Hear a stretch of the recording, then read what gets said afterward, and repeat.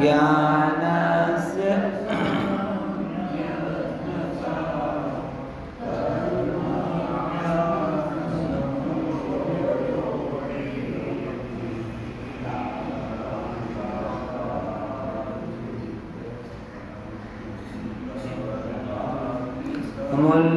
सत्यवस्तु कर्म बन्धायतं मोक्षास्तितमेकमेव परमं ज्ञानं विमुक्तं सदा ज्ञानं विमुक्तं सदा। कल चर्चा में इस तरीके की बात आई थी कि जब तक ज्ञान की विरति पूर्णता को प्राप्त नहीं होती तब तक क्या होता है, यावतम पाकम उपैति कर्म विरति ज्ञानस्य सम्यक न, जब पूरी तरीके से पकी नहीं है तो हमने समझने की कोशिश की कि पकी नहीं होगी तो उसके अंदर में खटास रहेगी, मिठास भी रहेगी। इस खटास और मिठास को प्रकृति जानना, ना काचित क्षति कि मतलब इस समय की अवस्था है कि जीव को जब तक पूर्ण विरति को प्राप्त ना हो तब तक अविरति के परिणाम और विरति के परिणाम दोनों रहते ही रहते हैं। कर्म ज्ञान समुच्चयोपि विलसत विहिता स्थावन न काचित क्षति। बहुत बढ़िया शब्द आया, देखो ख्याल में है ना। फिर भी किंतु अत्रापि, तीसरी लाइन देखो, मिल गई ना ये लाइन, दोनों लाइनों का प्रास बैठ गया और यहीं से वो ज्ञान धारा कर्म धारा वाली बात निकलकर सामने आती है कि ज्ञान धारा में क्या चलता है और कर्म धारा में क्या होता है। ये ज्ञान धारा और कर्म धारा की बात भी यहीं से समझ में आती है। किंतु अत्रापि समुल्लसति अवस्तो यत् कर्म बंधाय तन मोक्षाय स्थितम एकम एवं परमं ज्ञान विमुक्तम स्वतः। अब यहाँ पे बहुत बढ़िया उसके आगे बात कही कि चलो ये तो ठीक है, लेकिन वहाँ से एक बात समझ रहे हैं ना कि जब तक ये जो कर्म के परिणाम रहते हैं, किंतु समुल्लसति अवस्तोयत्, अवस्तो शब्द बोला, वस्तु लिखा है ना, वस्तु तो अवस्तु निकलेगा उसका। हाँ, कि अवस होकर, परवश होकर, कमजोरी के कारण जो परिणाम हो रहे हैं वो बंधा है, वो बंध के लिए हैं। तन मोक्षाय स्थितम एकम एवं परमं ज्ञानम विमुक्तम स्वतः। कि वहाँ पे किसे मोक्ष बोला कि जो ज्ञान है स्वतः उत्पन्न है, वो स्वतः ज्ञान ही मुक्ति का कारण है और वो बंध का कारण नहीं है। मतलब ख्याल में आया कि नहीं आया? यानी दोनों चीज़ें लिए, एक तरफ बता रहे हैं ज्ञान धारा जो स्ववश है, एक तरफ कही जा रही है कर्म धारा जो परवश। नाटक समय सार लो, बहुत बढ़िया कलश हैं इसके। नाटक समय सार के कुछ कलश, इसमें समय सार अनुशीलन रखा था, वो कहाँ गया? हाँ, समय सार नाटक उसके बहुत बढ़िया हैं। वो कलश इस संबंध में बड़े प्रासंगिक हैं, जो वहाँ नहीं देखो, वहाँ देखो समय सार नाटक। हाँ चलो, उसमें ऐसे आता है, जोलो अष्ट कर्म को विनाश होते सर्वदा, तोलो अंतरात्मा में धारा दुई वरनी। एक ज्ञान धारा, एक शुभाशुकर्म धारा, दुहु की प्रकृति न्यारी न्यारी न्यारी वरनी। क्या बोला वहां पे? जब तक आठों कर्मों का विनाश नहीं होता तब तक अंतरात्मा में दो धाराएं चलती रहती हैं। कौन सी धारा? एक शुभाशुभ कर्म धारा और एक ज्ञानमयी ज्ञान। इतनी ही बात वहां पे, जोलो अष्ट कर्म को विनाश होत सर्वदा, तोलो अंतरात्मा में धारा दो ही वर्णी, एक ज्ञान धारा, एक है ज्ञान धारा और एक है शुभाशुभ कर्म धारा, एक शुभाशुभ कर्म की धारा। दूहू की प्रकृति न्यारी न्यारी न्यारी वर्णी, दोनों की प्रकृति कैसी होती है? अन्य। इतने पे विशेष कि जे ज्ञान धारा मोक्ष रूप, मोक्ष की करणहार बहु समुद्र तरणी, कि जो ज्ञान धारा है वो मोक्ष स्वरूप है और मोक्ष को करने वाली है, और कर्म धारा बंध रूप है और संसार समुद्र में डुलाने वाली है, ले जाने वाली है। ये बात यहाँ पे आती है। ठीक है, देखो, किंतु कोई बात यहाँ पे, अरे बहुत मार्मिक चर्चा है लेकिन थोड़ा भी अव्यवस्थित तो सब लोग, इसलिए ज़्यादा मैं नहीं कर रहा हूँ। हाँ, सीधा अपन यहाँ पर आते हैं।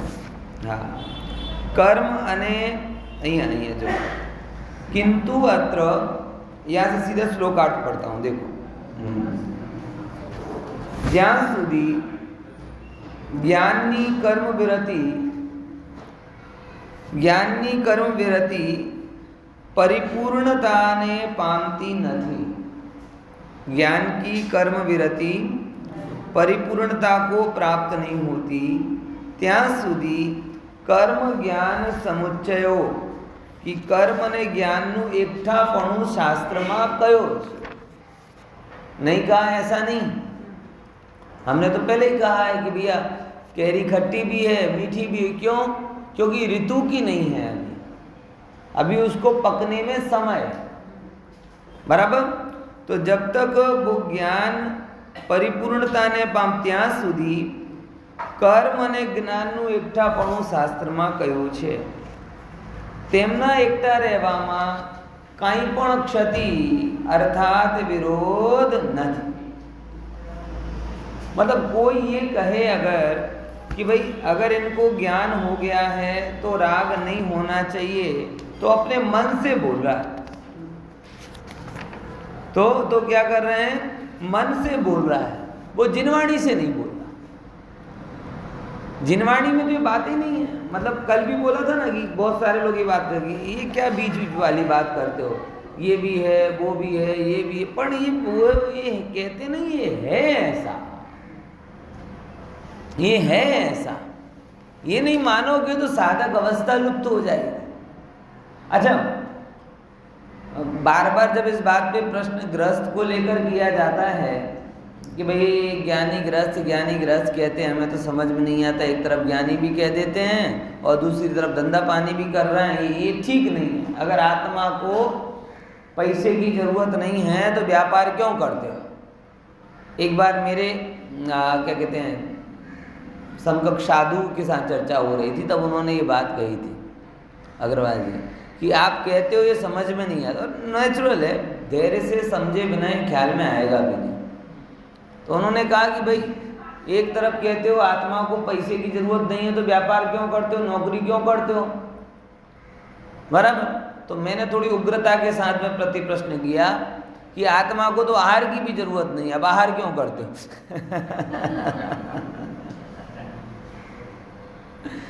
अब एकदम वो चौंक गए ऐसे प्रश्न की, तो इच्छा ही नहीं थी उन्हें। वो बात सही है, आहार तो कर। मेरे पास इतना ही सा मुझे बताना है कि जैसे इस भूमिका में आहार के विकल्प आते हैं, लेकिन आप अपने श्रद्धान में अपने आप को अनाहारी मानते हो कि आहारी? बोलो,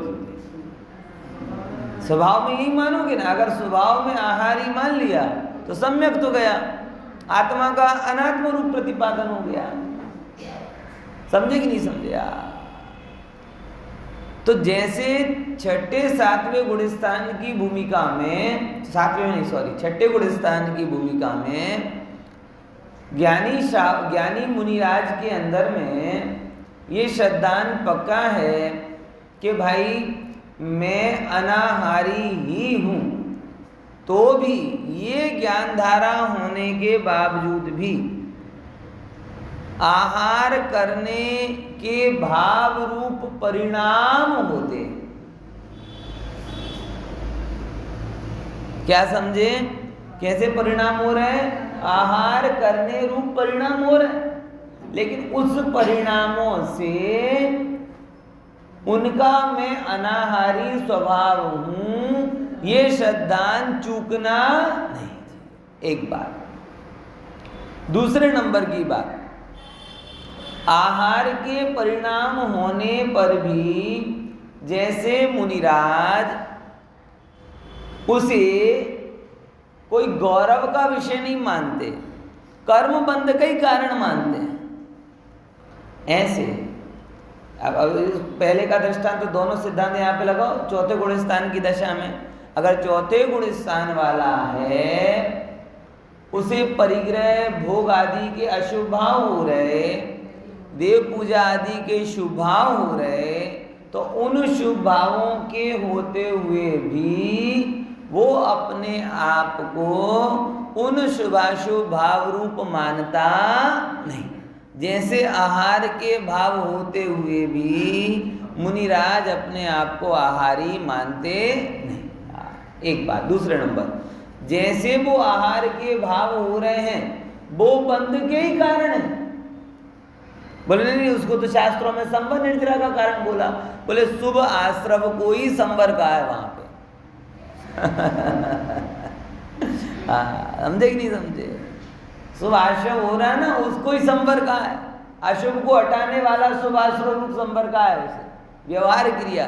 बाकी अगर उनकी भी जो उस समय निर्जरा हो रही है तो आहार को देखने खाने के कारण नहीं हो रही, उनकी भी निर्जरा मैं अनाहारी हूं, ये जो धारावाहिक रूप में पड़ा हुआ ना, इसके कारण हो रही है। नहीं तो ऐसा कैसे बने कि बाहर की क्रिया अंदर की निर्जरा कर जाए। श्रद्धान की बात चले तो जो रागांश है उनके कारण तो बंध ही रहे, रागांश के कारण छूट नहीं रहे, रागांश के कारण तो बंध ही रहे हैं। और उसको वो गर्व का विषय भी नहीं मानते। आहार लेना कोई मुनिराज गौरव की बात थोड़ी मानते होंगे। अरे रे, जो सिद्ध भक्ति करके आहार करने के लिए जाएं, मतलब मुनिराज जब शुद्धि के लिए जाते ना तब सिद्ध भक्ति करते हैं। असिद्ध भक्ति में अपने आप को अनाहारी स्वरूप, अरत भक्ति करते अपने आप को अनाहारी स्वरूप मानते और फिर नीची नजर करके आहार करते। विचार करके देखो उन मुनियों की दशा। पूरी जिंदगी जिनका हाथ आशीर्वाद के लिए उठता हो, वो आहार आदि संज्ञा कमजोरी के कारण ग्रस्तों के सामने ऐसा होता। कोई गर्व का विषय थोड़ी हो, लेकिन वो अवश्य परिणाम, कौन सा परिणाम?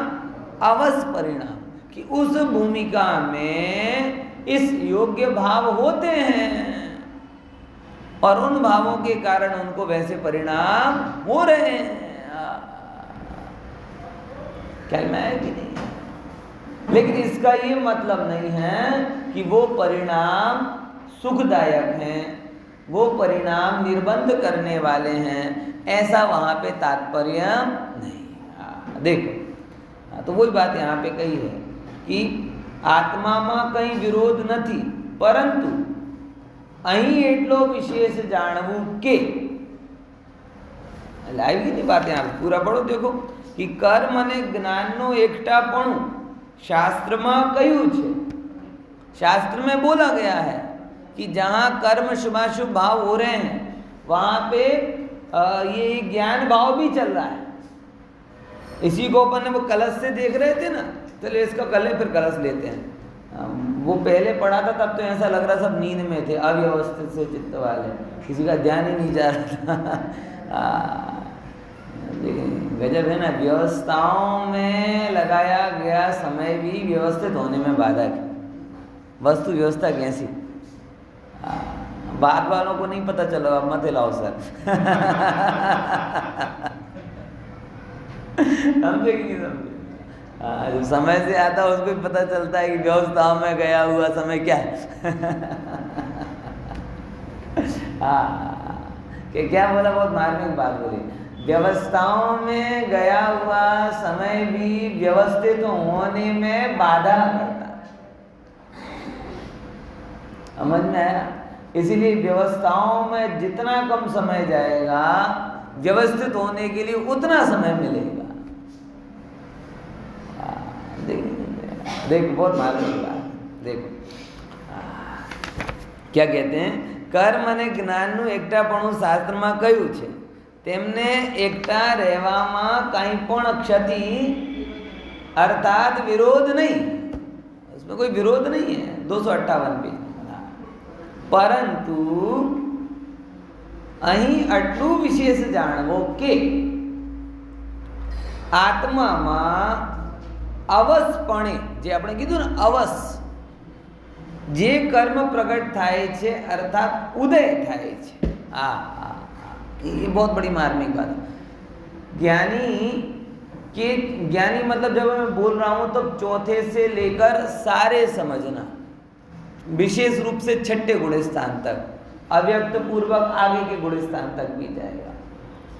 तो जब ज्ञानी अवसपणे, मतलब जो ज्ञानी बाई चॉइस ज्ञानी ही रहना चाहता है, ज्ञानी बाई चॉइस ज्ञानी ही रहना चाहता है, और क्यों बाहर जाना चाहे, वो तो जैसे हम लोग बाई चॉइस कौन सा रोग चाहेंगे, चॉइस की बात करें तो बाई चॉइस कोई रोग चाहेंगे क्या? अब कमजोरी के कारण रोग आ जाए तो फिर सब ठीक है ही, और क्या है, क्या है कि नहीं? आज ही जो लोग मैच जाएंगे, कितने बड़े पुरुषार्थी जीव हैं, महापुरुषार्थी जीव हैं, बताओ, उड़ाने की धमकी है, 5 घंटे पहले जाना है, बराबर, और खाने पीने का कुछ लेके नहीं जाना, भूखे प्यासे दुख में रहेंगे, धूप में रहेंगे, पार्किंग कहाँ, कितना चलेंगे, शायद मतलब जो अंदाजा आया है वो 9 बजे से 9 बजे तक बेचारे सघन साधना, 13 घंटे सघन साधना करेंगे।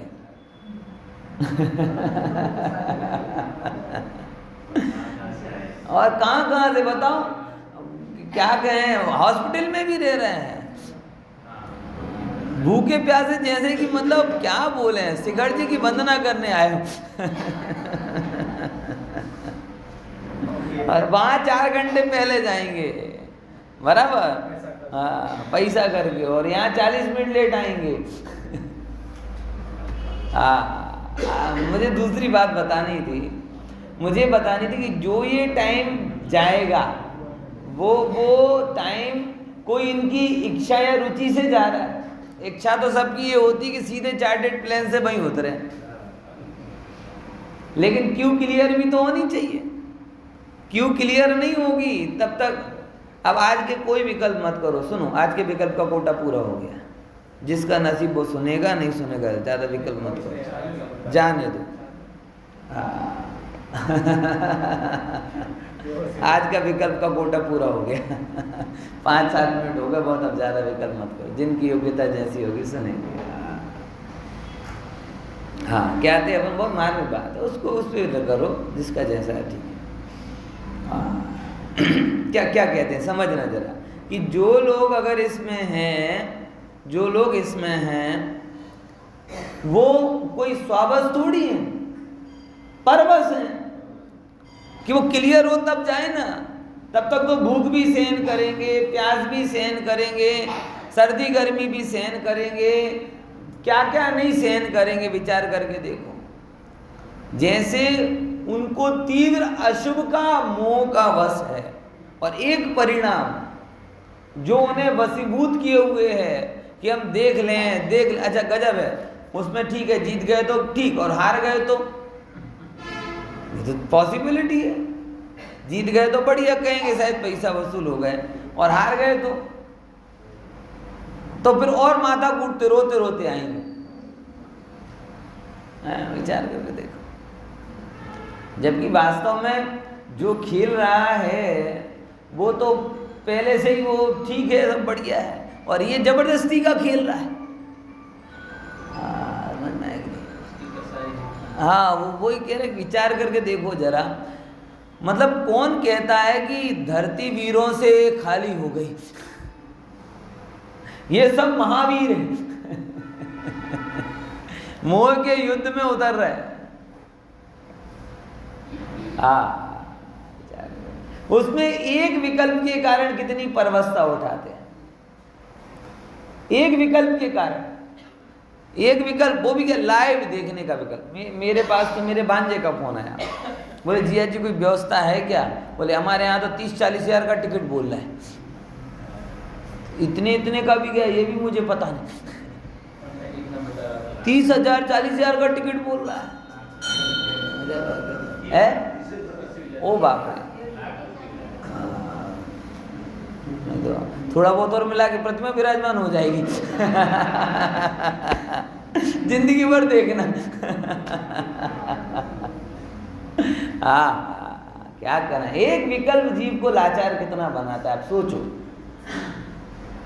मैं कई बार अज्ञानियों से अज्ञान तो नहीं सीखना चाहता, लेकिन अज्ञानियों से अज्ञान के प्रति समर्पण जरूर सीखना चाहता हूँ।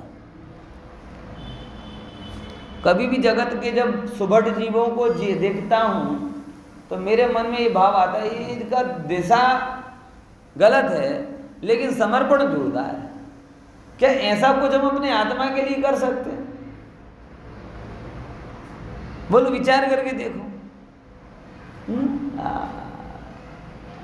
सोचना जरा, हमें पुरुषार्थ करना नहीं सीखना है, हमें पुरुषार्थ की दिशा बदलनी है, मात्र निष्कर्ष इतना है। और जैसे जगत में पुरुषार्थ करने पर बाधाएं भी आती हैं, विवश भी होते हैं, उसके कारण लाइन में भी लगना पड़ता है।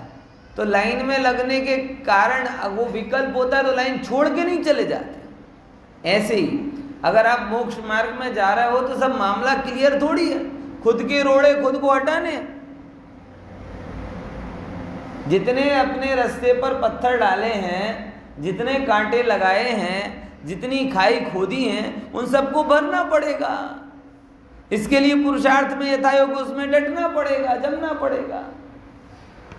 अब उसे आप कैसे भी मान लो, पार्ट ऑफ समझ लो, चाहे पुरुषार्थ समझ लो, जो समझना है सो समझो।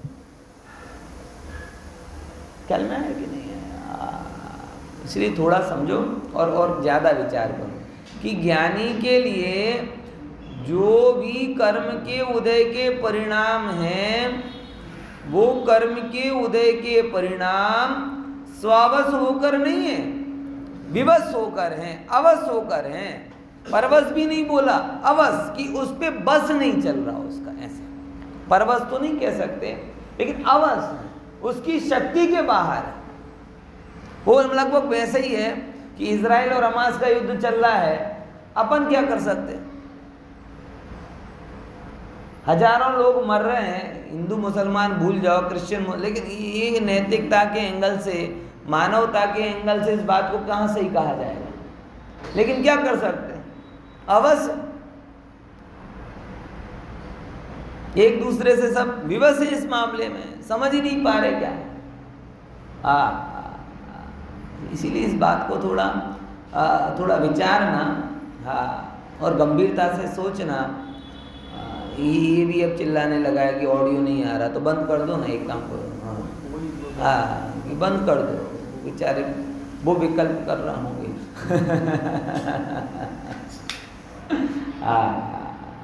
एक मैसेज कर दो अगर ऐसा हो ना, चल जाने दो।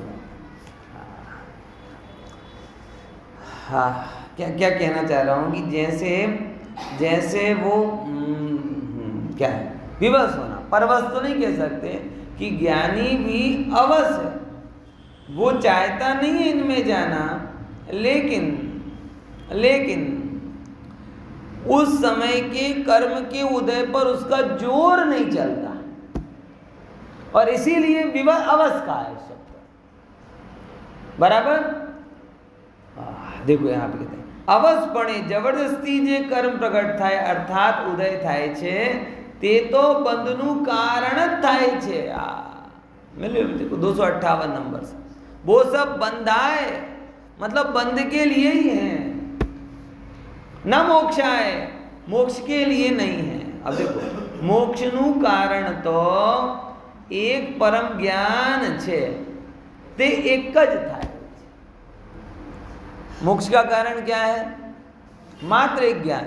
और वो जितने जितने रूप में ज्ञान रूप होता जा रहा है, ज्ञान रूप होता जा रहा है, ज्ञान रूप होता जा रहा है, उतने उतने रूप में मुक्त होता जा रहा है, मुक्त होता जा रहा है, मुक्त होता जा रहा है। समझे कि नहीं समझे? पानी बर्फ बनता है तो क्या होता है? और कुछ नहीं करता। जो बिखरे बिखरे परमाणु हैं वो सघनता को पाते जाते हैं, और होता है तो और सघनता को पाते हैं, और होता है तो और सघनता को पाते हैं, एकदम पत्थर जैसे हो जाते हैं। वो टोटली किसमें है कि वह मात्र और मात्र उसकी सघनता में ही मुक्ति। और जैसे जैसे वो सघन होता जा रहा है वैसे वैसे मजबूत होता जा रहा है। पानी की बौछार हो, स्नोफॉल हो, और वो पत्थर की जो क्यूब जैसा हो, तीनों में अंतर पड़ता कि नहीं पड़ता? पानी की बूंद पड़े कुछ नहीं लगे, स्नोफॉल हो थोड़ा बहुत कुछ लगे, क्योंकि सघनता थोड़ी व्यक्त हुई। और वही जब पत्थर की जैसी कठिन हो जाती है तो मारो तो खून निकल आता है। समझ में आया? ये आगे जैसे जैसे वो ज्ञान सघनता को पाता जाता है वैसे वैसे कर्म के प्रति उसकी मारकता बढ़ती जाती है। जो ज्ञान प्रवाही है, वाष्प रूप है, वो तो पता ही नहीं चले, वो भी पानी है ना एक अवस्था। वराड़ है, वराड़ वो भी पानी की एक अवस्था है, बूंद भी पानी की अवस्था है, स्नोफॉल की आइस भी पानी की अवस्था है, और जो फ्रिज में जम गया आइस क्यूब है या मोटी बर्फ की शिला है वो भी पानी की अवस्था है। ये सब अवस्थाओं में अंतर किसका पड़ रहा है? सघनता। और जो जितना सघन है उतना मारक। ऐसे सब अवस्थाएं जीव की हैं, उसमें ज्ञान की जितनी जितनी सघनता आती जाती है उतनी उतनी उसकी कर्म के प्रति मारकता बढ़ती जाती है। और उसका ही फल ये होता है कि ज्ञानमयी आत्मा मुक्ति को पा जाता है, और जो ज्ञान में नहीं है वो संसार में डोलता रहता है, और कोई उसका उपाय ही नहीं। देखो कि जे एक परम ज्ञान छे जो लगे ते बंधनु कारण थाय, मोक्षनु कारण तो एक परम ज्ञान छे ते एक ज थाय छे। वो कैसा एक ही है? क्योंकि जे ज्ञान स्वतः विमुक्त छे एज अर्थात त्रणेय काले परद्रव्य भावोथी भिन्न। बराबर दोनों बातें आ गई ना, ज्ञान और कर्म की बात कही यहाँ पे। अब देखो इसको पहले भावार्थ पढ़ लेते हैं, फिर वो एक बार फिर से वो बनारस सिद्धार्थ जी को याद करेंगे। देखो बहुत सुंदर शब्द बोला, ज्यां सुधी यथाख्यात चारित्र थतु नथी ત્યાં સુધી सम्यक दृष्टि ने बेधारा रहे छे। लिखी है। अब उसमें कोई निषेध नहीं कर सकता। अगर कोई कहे कि नहीं नहीं नहीं डबल होना ही नहीं चाहिए, एक ही होना चाहिए ना, है बोले एक क्यों करें, जब दो हैं तो दो ही रहेंगी ना, है? समझ में आया कि नहीं आया? वो ऋषिकेश है ना, ऋषिकेश आप कितने रहने दो भाई वो ऋषिकेश है ना, वो ऋषिकेश में आप देखो, इसीलिए मना कर रहा, सबका ध्यान वहां जाता है। अब हटाओ इसको, बना इसको भी हटा दो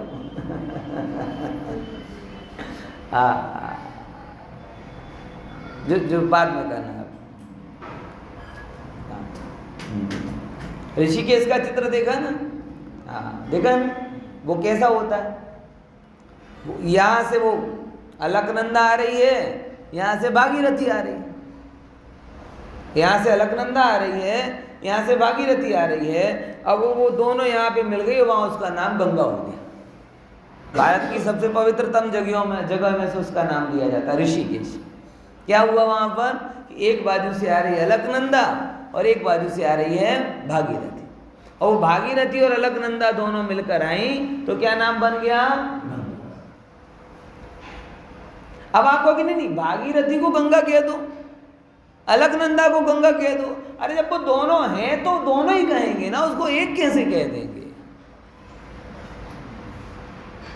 समझे? वो भागीरथी का जल भी मिलता है, अलकनंदा का जल भी मिलता है, तब हम उसे बोलते प्रयाग। प्रयाग मतलब जुड़ना। जो है ना, प्रयाग का मतलब ही क्या होता है? जुड़ना। केवल एक प्रयाग नहीं है, कई प्रयाग हैं। जहां जहां नदियां जुड़ती हैं उसे ही प्रयाग बोला जाता है। देव प्रयाग, रुद्र प्रयाग, कितने प्रयाग हैं। प्रकृष्ट रूप से युग मतलब जुड़ जाना। तो जब अलकनंदा इस तरफ से आ रही है, भागीरथी इस तरफ से आ रही है और यहाँ पे आके मिल गई, उसका नाम हमने गंगा कह दिया। तो फिर आप ये कह क्यों सकोगे कि भैया भागीरथी, क्या कहते हैं, ऋषिकेश से पहले गंगा कह दो उसे? कैसे कह दें? है ही नहीं वो गंगा, वहां पे दो ही है। तो अभी नहीं कह रहे तो हटा दो। बोले कैसे हटा दें? आगे जाके वही मिलेगी। पॉइंट समझ में है कि नहीं है? तो पहले कहा भी नहीं जाता और पहले हटाया भी नहीं जाता। पहले कहा भी नहीं जाता और पहले हटाया भी नहीं जाता, दोनों बातें। पहले गंगा कह दोगे तो प्रयाग की जरूरत नहीं, और हटा दोगे तो मिलन कैसे होगा? दोनों प्रश्न ख्याल में है कि नहीं है? पहले ही कह दिया। देखिए कि चित्र तो देखा होगा, रियल में तो मैंने भी नहीं देखा। समझ, चित्र ही मैंने देखा है। किसने रियल में देखा? ऋषिकेश कोई नहीं गया? अच्छा, देखा होगा ना चित्र, ऐसे यूं दोनों साइड से मिलता है। बोल नहीं नहीं, पहले ही कह दो। तो पहले मिले तो इसकी जरूरत क्या रही? ये यहाँ पे आके मिलती है तभी तो इसे गंगा नाम पड़ता है। तो बोले जब है नहीं तो हटा दो। तो हटा देंगे तो मिलेगी कैसे? बेहतर ये है कि आप उसके क्रम को समझो। नहीं समझ रहे तो वस्तु व्यवस्था खामी नहीं है, आपकी खामी। सही बता रहा हूं, चौथे पांचवें गुणस्थान को समझने में अच्छे लोग गच्चा खा जाते हैं, समझते ही नहीं।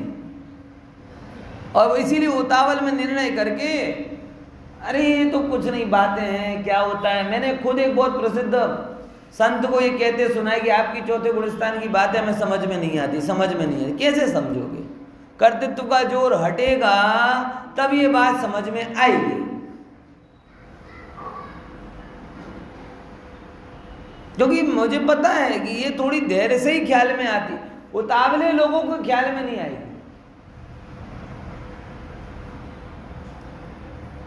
कर्तृत्व का जोर हटे, जड़ मूल से जाए, आत्मा की रुचि लगे। क्योंकि जिसके जोर से हम बात कर रहे हैं वो दृष्टि में नहीं आए तो कहां से ख्याल में आए? विचार करके देखो। अपन किसी को रास्ता बताते हैं ना, रास्ता बताते हैं, तो रास्ता बताने में अपन उससे पूछते भाई तुम कहाँ खड़े हो, बराबर। अब वो जगह खड़ा है जिस जगह पर, अथवा हम जो जगह माइलस्टोन के रूप में बता रहे हैं वो से वो पता ही नहीं है, दूर दूर तक दिखाई नहीं रही। अब वो कैसे रास्ता देखेगा बताओ? अब यहां पे मोक्ष की जितनी भी बात है उसका माइलस्टोन है ज्ञायक भाव। बोले तुम बताओ ज्ञायक से कितने दूर हो? बोले ज्ञायक कौन? ज्ञायक मैं किसी ज्ञायक को नहीं जानता। हाँ, फेसबुक सर्च करके देखता हूँ, कोई फ्रेंड रिक्वेस्ट में पड़ा वो ज्ञायक तो, मगर वो कैसे मोक्ष बताएगा? वो तो 12वीं का बालक। अरे भाई, ये 12वीं का बालक नहीं गायक, तेरे अंदर में विराजमान गायक तत्व। ख्याल में आया? इसीलिए जिस माइलस्टोन को लेकर पूरी मोक्ष मार्ग का गूगल काम करता है वो माइलस्टोन ही उनको पता नहीं। वो कहते ज्ञान को हटाओ, शुभाशुभ भाव को लाओ और अब बताओ कि आत्मा कितना दूर है। हम कहते ज्ञायक को हटाकर तुम कितने ही शुभाशुभ वाले मार्ग पर उलझ जाओ, आत्मा से दूर ही हो। नहीं आ रही बात समझ में? ख्याल में आ रहा कि नहीं? क्या कहना चाह रहा हूं कि कभी भी किसी को रास्ता बताया जाता है, किससे बताया जाएगा? कि जैसे अगर अपन यहाँ बताया, बोले चंद्रनगर का ब्रिज दिख रहा है, बच्ची अब वो खड़ा है चंद्रनगर पे और अपन उसको बता भाई श्यामल का ब्रिज दिख रहा है क्या, गोता खाएगा। अब वो कह रहे कि नहीं हम खड़े चंद्रनगर पे रहेंगे और तुम बताओ कहां पर है। अरे भाई तुम उस जगह पर नहीं, पहले नंबर जहां से पकड़ा जाता है उस चीज पर आओ, जहां से हम और तुम एक पॉइंट पर हो सके कि ये हमें पता है और ये रास्ते तक लेके जाता है, उस मुद्दे पर आओ, तब जाके बात आगे बढ़ेगी। बोले नहीं हम आत्मा को उतनी गहराई से नहीं मानते, हम विनायक भाव की बातें नहीं करते, हमारे पास तो सुभाषु भाव की सर्विस है। बताओ इससे कहाँ है मोक्ष मार्ग? तो आचार्य तो एक सिरे से खारिज कर देंगे कि नहीं कर देंगे? बोले सुभाषु भावों से मोक्ष होता तो हो चुका होता। क्या बोला? बोलो बोलो। सुभाषु भावों से मोक्ष होता तो हो चुका होता।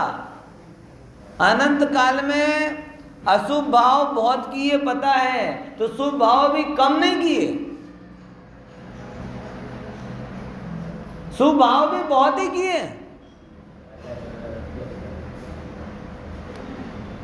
अगर उनसे मोक्ष मिलता होता तो हो गया होता, बेड़ा पार। समझ में आया कि नहीं आया? इसीलिए भाई थोड़ा गहराई से विचार करो कि मोक्ष का रास्ता कोई बाहर की क्रिया से नहीं मिल रहा, मोक्ष का रास्ता कोई बाहरी ज्ञान से नहीं मिल रहा, मोक्ष का रास्ता कोई बाहरी वस्तुओं से नहीं मिल रहा। वो तो ज्ञायक हो, पहले ज्ञायक के रास्ते पर आओ, तब जाके बात बताएंगे कि कितने दूर हो और कितने पास। बोले हमें तो ज्ञायक दिखता ही नहीं है, जिसे ज्ञायक नहीं दिखा उसे मोक्ष मार्ग भी नहीं दिखा। इसीलिए लोगों को भ्रमणा हो रही और नहीं समझ पा रहे और समझने के लिए तैयार भी नहीं। हम कहते कर्तृत्व का जोर हटाओ, सहज ज्ञायक पर आओ। वो कहते नहीं और क्या करें और क्या करें और क्या करें, और जगत में उसी चीज की प्रसिद्धि करने कराने वाले मिल जाते हैं। वो कहते बहुत बढ़िया महाराज, बहुत अच्छा किया, और करो, और उसमें उलझ जाएंगे। ख्याल में आया? इसलिए कहते हैं ज्ञान के सिवा कोई જ્યાં સુધી યથા ક્યાં ચારિત્ર થતું નથી ત્યાં સુધી सम्यक दृष्टिने बेधारा रहे छे। तुम नहीं मानते हो तो इसमें तुम्हारी आंख की खामी है, वस्तु व्यवस्था की खामी नहीं। क्रम है ये, चौथे से पांचवें में जाएगा, पांचवें से छठवें में आएगा, बराबर सातवें में आएगा, और फिर ये सब क्रम चलता रहेगा। क्रम है भाई साहब, आपको नहीं पता आ रहा तो हम क्या करें? ऋषिकेश से पहले क्यों गंगा को मिलाने की सोचते हो, और अगर नहीं मिलती तो हटाने की क्यों सोचते हो? ये सोचो ना कि ये भी आ रही है, ये भी आ रही है, धीरे से कर्मधारा लोप हो जाएगी और एक निर्मल गंगा आगे आएगी। ये क्रम समझो ना। देखो, ત્યાં સુધી सम्यक दृष्टिने बेधारा रहे छे, बराबर। શુભ કર્મધારા અને જ્ઞાનધારા, બરાબર। તે બંને સાથે રહેવામાં કંઈ પણ વિરોધ નથી। ये मान रहा कोई विरोध है, ऐसा नहीं है कि भाई ये ज्ञानी को ये क्यों हो गया। अरे क्यों हो गया? चौथे गुण स्थान वाला है इसलिए हो गया। क्यों लड़ने गए, क्यों मर्दे को लेकर घूमे, क्यों विवाह किए, क्यों व्यापार किया, क्यों कर लिया। अरे क्यों कर लिया? ऐसा हो गया तो कर लिया। अब इसमें ये क्या बात हो गई कि यहाँ आचार्य कह रहे हैं कि साथे રહેવામાં कहीं विरोध નથી। चौथું પાંચમું ગુણ સ્થાન સુધી આ બધું થાય અને સાથે રહેવામાં કઈ વિરોધ નથી। હા, જેમ મિથ્યા જ્ઞાનને અને સમ્યક જ્ઞાનને પરસ્પર વિરોધ છે, તેમ કર્મ સામાન્યને જ્ઞાનને વિરોધ નથી। તમે સમજો આ વાતને, बहुत मार्मिक लाइन करी कि जैसे मिथ्या ज्ञान और सम्यक ज्ञान दोनों एक साथ नहीं रहते, बराबर, ये सर्वथा विरोध। लेकिन ये कर्म सामान्य में और ज्ञान सामान्य में विरोध नहीं है, वो साथ में रह सकते हैं। लेकिन दो चीजें होती, दिन और रात, ये एक ऐसा विरोध नहीं है, ये भारत पाकिस्तान के जैसा विरोध नहीं है, ये है हाँ ये मध्य प्रदेश और गुजरात जैसा है कि मध्य प्रदेश वाला गुजरात में रहे, गुजरात वाला मध्य प्रदेश में रहे, राजस्थान वाला गुजरात में रहे, गुजरात वाला राजस्थान में रहे, इसमें भेद नहीं। समझे कि नहीं समझे? दो प्रकार के विरोध होते ना, एक तो होता है कि सामने ही ना आवे और दूसरा सामने आए और अपनी अपनी प्रकृति में रहे। अंधकार और प्रकाश में जैसे विरोध होता है, एक साथ विरोध की कभी सामने ही नहीं आता। बराबर ख्याल में आया कि नहीं आया? लेकिन और कुछ के साथ का विरोध भी होता है, जैसे प्रकाश के साथ में हम रह रहे हैं, हम प्रकाश नहीं हुए, लेकिन मेरे और प्रकाश के साथ में रहने में कोई दिक्कत नहीं है। ये ज्ञान धारा और कर्म धारा ऐसी है, ये मिथ्या ज्ञान और सम्यक ज्ञान जैसी नहीं है कि एक है तो दूसरा नहीं होगा, दूसरी है तो पहली नहीं होगी। यहाँ क्या कह रहे हैं? कर्म सामान्य के साथ में ज्ञान धारा रह सकती है। मैंने ना देखो તે સ્થિતિમાં કર્મ પોતાનું કાર્ય કરે અને જ્ઞાન પોતાનું કાર્ય કરે છે। विचार करो कर्म आप सब बीमार होते हो तब दवा लेते हो, बराबर? तो दवा लेने का ये मतलब नहीं है कि आप ठीक ही हो जाओगे, तो इसका ये मतलब भी नहीं है कि दवा ठीक नहीं कर रही। पहले दिन से जो आपने खुराक ली, पहले दिन से वो दवा रोग के विरुद्ध प्रतिकार कर रही है, लेकिन पहले दिन का प्रतिकार इतना प्रबल नहीं होता कि रोग को बाहर निकाल दे। तो डॉक्टर कहते 3 खुराक 3 दिन तक लेना, तो 9 खुराक में क्या हो जाएगा कि आपके अंदर में इतनी ताकत आ जाएगी कि सारा रोग निकाल देगी।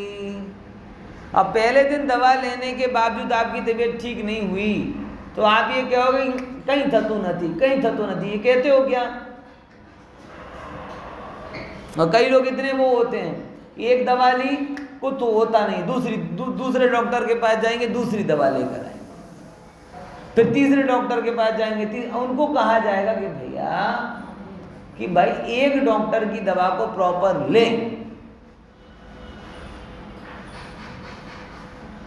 समझे?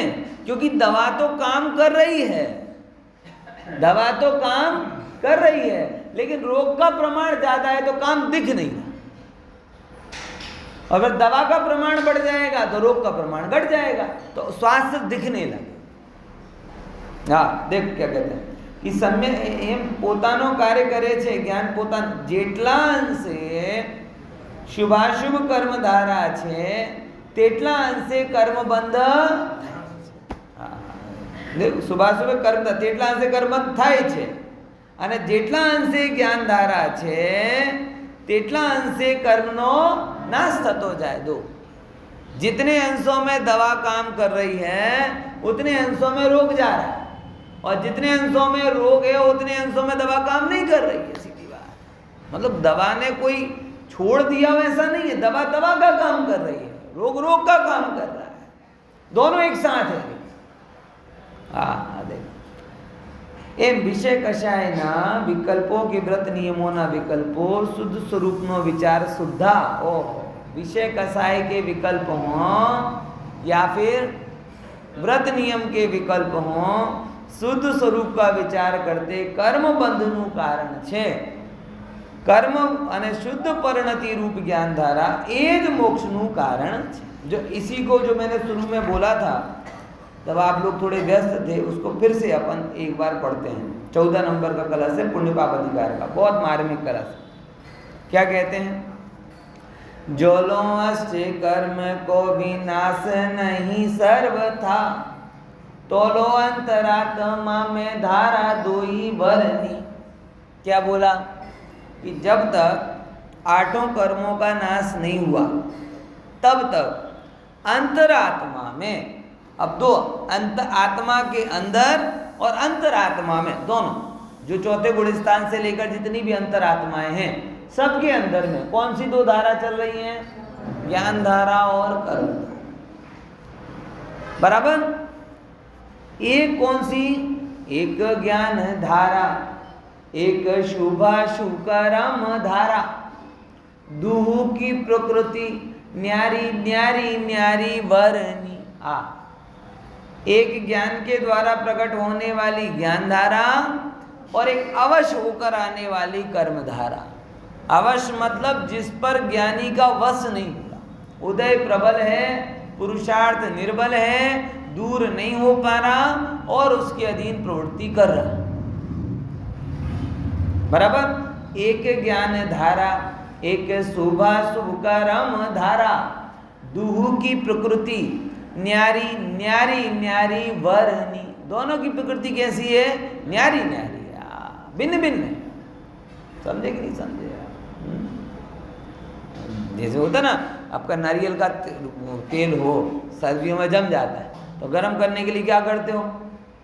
गर्म धूप में रखते हो, गर्म पानी में डालते हो, तो पानी गर्म है, उसे पिघला नहीं रहे ऐसा नहीं, लेकिन उसकी सघनता इतनी है कि 1 सेकंड में पिघलता नहीं, उसे टाइम लगता है। जितना रात भर का जमा हुआ तेल है, जब रात भर का जमा हुआ तेल 1 सेकंड में नहीं पिघलता, तो मोह की रात तो कितनी लंबी है।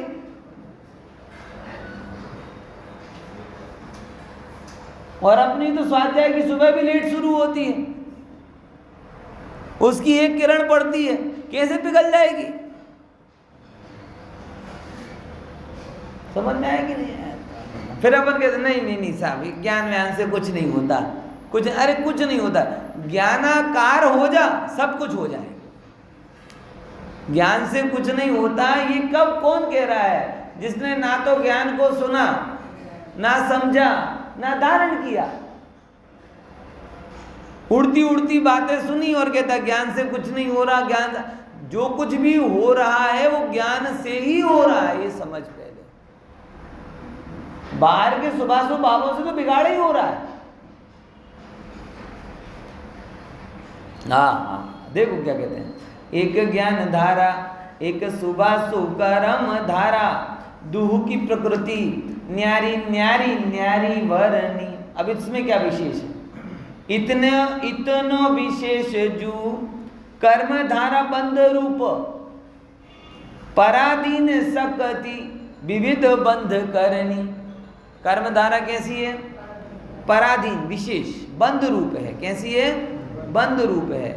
मतलब कर्म के उदय के कारण जो कुछ भी हो रहा है वो सब बंध के कारण में जा रहा है। पराधीन शक्ति कि जीव की इच्छा नहीं है, लेकिन पराधीनता के कारण अवश्यपने वो उसमें जुड़ा हुआ है, और इसी के फलस्वरूप कुछ भी करे, अशुभ भाव में जाए या शुभ भाव में जाए, वो विविध बंध ही कर। पराधीन शक्ति विविध बंध करनी। ओह भाई, अशुभ कर्म के उदय में डूबकर पाप करने लगे, पाप कर्म का बंध हुआ। शुभ कर्म के उदय में डूबकर भक्ति करने लगे, शुभ कर्म का बंध हुआ दोनों में बंध। पाप कर्म के उदय में धन कमाने लगे और पुण्य कर्म के उदय में धन का दान करने लगे। एक में पाप बंद हो रहा है, एक में पुण्य बंद हो रहा। पाप कर्म के उदय में विषयों में डूब गए और पुण्य के उदय में विषयों को छोड़ दिया।